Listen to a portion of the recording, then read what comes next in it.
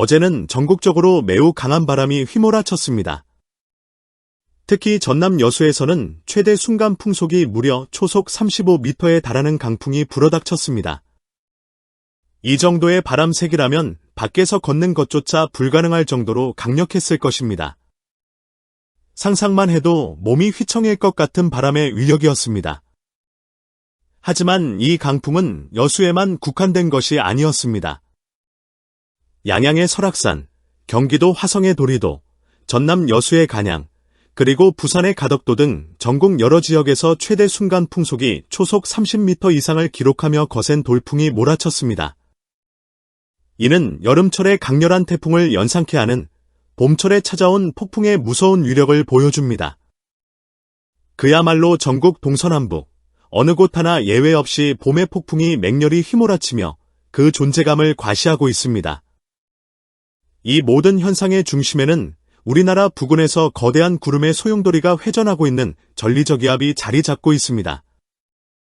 전리저기압은 편서풍에서 분리되어 나온 저기압으로 상공에 매우 차가운 한기를 품고 있는 것이 특징입니다. 이 소용돌이의 모습은 마치 정갈의 꼬리를 닮았다고 표현되곤 합니다. 특히 이 소용돌이의 끝부분에서는 강력한 바람이 몰아치는 스팅제트 현상이 나타나며 이는 정갈의 독침처럼 날카롭고 강렬한 바람을 동반합니다. 전리저기압의 영향력은 수천 킬로미터에 달할 정도로 광범위하며 그 엄청난 위력을 새삼 실감케 합니다. 이에 따라 기상청에서는 다양한 특별 기상예보를 발효 중입니다. 4월 14일 월요일 오전 6시를 기준으로 강원도 일대와 경상남도 합천에는 대설주의보가 내려져 있습니다. 대설주의보란 신적설 5cm 이상의 눈이 예상될 때 발령되는 경보로 4월 중순이라는 시점에 큰 눈이 내린다는 것은 이례적인 일입니다. 또한 제주도와 울릉도, 독도를 포함한 도서 지역에는 강풍주의보가 발효 중입니다. 어제만 해도 우리나라 전역이 빈틈없이 강풍주의보로 뒤덮였지만 오늘은 도서 지역을 제외한 대부분 지역에서 바람의 세기가 다소 약해졌습니다. 하지만 바다 상황은 여전히 험악합니다. 넓은 해역에서 높은 파도가 일며 풍랑주의보가 계속 유지되고 있습니다. 4월 14일 월요일 정오, 전리저기압의 중심이 우리나라 부근까지 점차 접근해왔습니다. 이 저기압은 반시계 방향으로 회전하며 점점 더 가까이 다가오고 있으며 저기압의 남동쪽에서는 따뜻하고 습한 공기가 유입되고 있습니다. 그러나 상층에는 여전히 매우 차가운 한기가 자리 잡고 있어 지상과 상층의 기온 차이로 인해 대기가 불안정해지고 있습니다. 이러한 대기 불안정은 정난운의 발달을 촉진하며 강한 비바람은 물론 지역에 따라 돌풍이나 우박을 동반할 가능성을 높입니다. 특히 강원도 지역에서는 비와 함께 눈이 내리고 있어 이례적인 날씨가 계속되고 있습니다. 전리저기압은 이동 속도가 느려 약 3에서 4일 동안 악천후를 지속시킬 것으로 보입니다. 현재 바람 상황을 살펴보면 서해와 남해의 등압선 간격이 매우 좁게 나타나고 있습니다. 이는 이 해역에서 강한 바람이 불 가능성이 높다는 것을 의미합니다. 다만 어제와 같은 초속 20m 이상의 극심한 강풍은 다소 수그러질 것으로 예상됩니다. 남해안을 확인해보면 현재 초속 17m 정도의 바람이 관측되고 있습니다. 어제는 전국이 보라색으로 물들며 초속 20m 이상의 강풍이 휘몰아쳤지만 오늘은 그 세기가 다소 약해진 모습입니다. 전리저기압의 등압선은 마치 동심원처럼 촘촘히 배열되어 있으며 이는 태풍에서나 볼 수 있는 전형적인 모습입니다. 사실 태풍과 전리저기압은 구조적으로 유사하지만 그 내부를 채우는 공기의 성질에서 차이가 있습니다. 태풍은 따뜻한 난기로 이루어져 있는 반면 전리저기압은 차가운 한기로 가득 차 있습니다. 이 때문에 전리저기압은 종종 한렌저기압이라고도 불립니다. 전리저기압의 중심 기온은 무려 영하 33도에 달하는 매우 차가운 한기의 핵을 품고 있어 그 위력이 얼마나 대단한지를 다시 한번 보여줍니다. 이러한 날씨 상황은 앞으로도 며칠간 이어질 가능성이 높으니 외출 시 안전에 각별히 유의해야겠습니다. 강풍과 대설, 높은 파도 등 다양한 기상현상이 복합적으로 나타나고 있는 만큼 최신 기상 정보를 확인하며 대비하는 것이 중요합니다.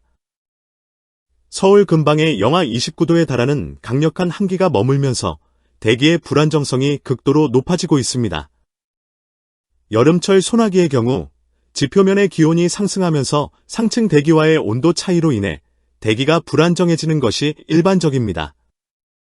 이로 인해 낮 동안 지표면이 뜨거워지면서 오후에 소나기가 내리는 패턴이 흔히 나타납니다. 이는 매우 전형적인 여름철 기상현상입니다. 그러나 지금 상황은 다릅니다.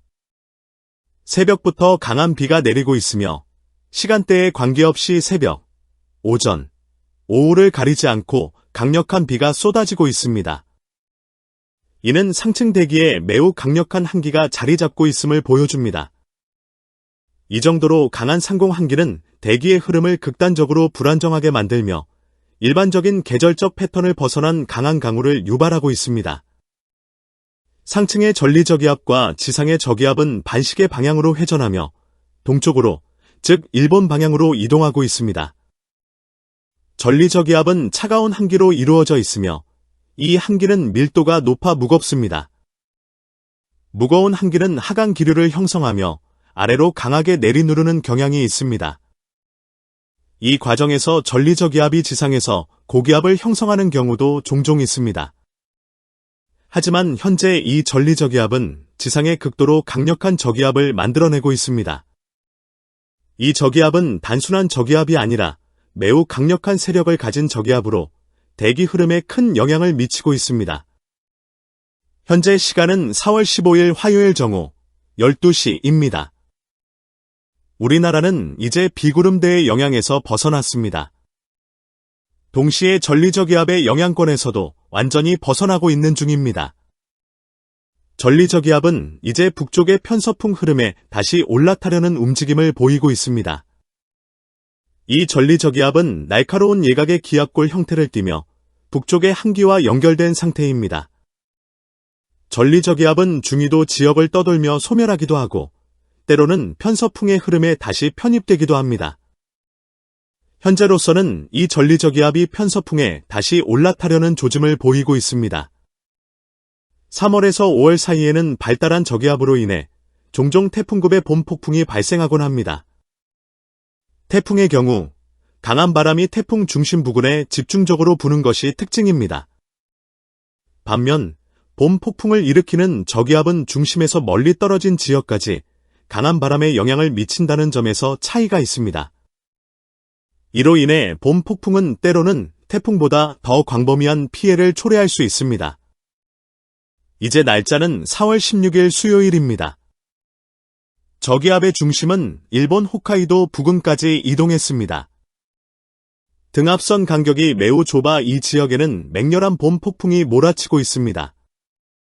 전리저기압은 현재 일본 전역을 완전히 뒤덮고 있으며 고편 서풍의 흐름에 올라탈 것으로 보입니다.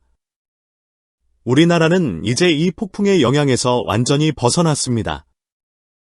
폭풍이 지나간 자리에는 맑은 하늘이 돌아왔고 기온도 크게 상승하며 봄다운 따뜻한 날씨를 회복할 것으로 예상됩니다. 한편 4월 14일은 일본 구마모토 지진 9주년을 기념하는 날입니다. 2016년 4월 14일과 16일, 이틀에 걸쳐 두 차례의 대지진이 구마모토를 강타했습니다. 이 두 지진은 모두 일본 진도 계급에서 최고 등급인 진도 7을 기록했습니다. 일본 기상청의 진도 계급에서 진도 7은 완전한 파괴를 의미하는 등급으로 건물과 인프라가 철저히 붕괴되는 수준의 피해를 나타냅니다. 한 지역에서 진도 7의 지진이 연속으로 2번 발생한 것은 일본 기상청의 진도 계급 제정 이후 처음 있는 일이었습니다. 구마모토현에는 후나가와 단층과 히나구 단층이라는 두 개의 주요 단층대가 존재합니다. 2016년 지진은 이 두 단층대의 교차점에서 발생했으며 하필 이 지역은 구마모토현의 인구 밀집 지역과 겹쳤습니다. 첫 번째 지진은 4월 14일에 발생했으며 규모 6.5, 최대 진도 7을 기록했습니다. 당시 모든 이들은 이 지진이 본진이라고 믿었습니다. 그러나 진정한 본진은 이틀 뒤인 4월 16일에 찾아왔습니다. 이 지진은 규모 7.3, 역시 최대 진도 7을 기록하며 구마모토를 다시 한번 강타했습니다. 구마모토 지역에는 아소산이라는 거대한 활화산이 자리 잡고 있습니다. 당시 많은 이들이 이 지진으로 인해 아소산이 폭발하거나 큰 이상 징후를 보일까 우려했습니다. 다행히 아소산은 특별한 움직임을 보이지 않았지만 지진으로 인해 곳곳에서 산사태가 발생하며 추가적인 피해가 발생했습니다. 이 두 차례의 지진으로 인해 총 277명이 사망했으며 피해 규모는 약 4조 6천억 엔, 우리 돈으로 약 46조 원에 달하는 엄청난 수준이었습니다. 이 지진은 구마모토뿐만 아니라 일본 전체에 깊은 상흔을 남긴 비극적인 사건으로 기록되었습니다.